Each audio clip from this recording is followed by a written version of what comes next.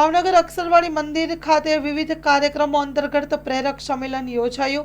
પ્રાપ્ત થતી વિગતો અનુસાર ભાવનગર અક્ષરવાડી મંદિરને 20 વર્ષ પૂર્ણ થતા હોય જે પ્રસંગે દ્વિદશાબ્દી મહોત્સવ યોજાશે, જેમાં BAPSના વડા પરમ પૂજ્ય સંત શ્રી મહંત સ્વામી મહારાજ ભાવનગર પધારવાના હોય તે ઉદ્ઘોષ અનુસંધાને ભાવનગર અક્ષરવાડી ખાતે પ્રેરક સંમેલનનું આયોજન।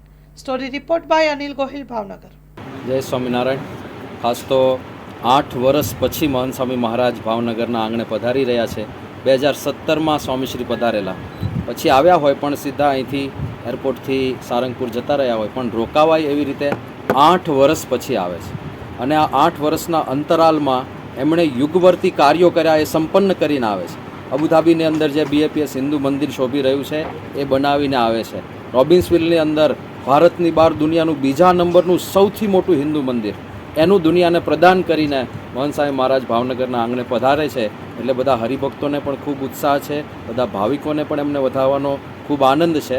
2 એપ્રિલે સ્વામીશ્રીનું આગમન થશે અને એક નાની આગમનની સભા છે, અને પછી 15 એપ્રિલ સુધી એ અહીંયા રોકાવાના છે અને બધા જુદા જુદા પ્રેરક કાર્યક્રમો થવાના છે। સાથે સાથે એમને વધાવવા માટે પણ બધા અનેક પ્રકારના આયોજનો ચાલી રહ્યા છે। ઘણા બધા લોકો તપ, વ્રત, ઉપવાસ કરી રહ્યા છે। નાના નાના બાળકો વ્યસન મુક્તિ કરાવી રહ્યા છે।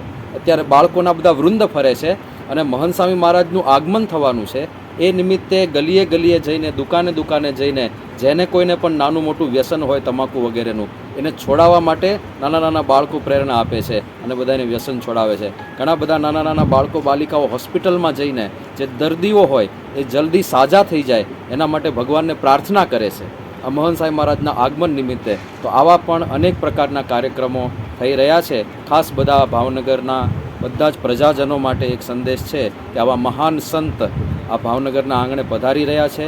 ભાગવતમાં આ સંતનો મહિમા કહેતા કહ્યું કે સાધુનામ દર્શનમ પુણ્યમ તીર્થભૂતા હિ સાધવઃ।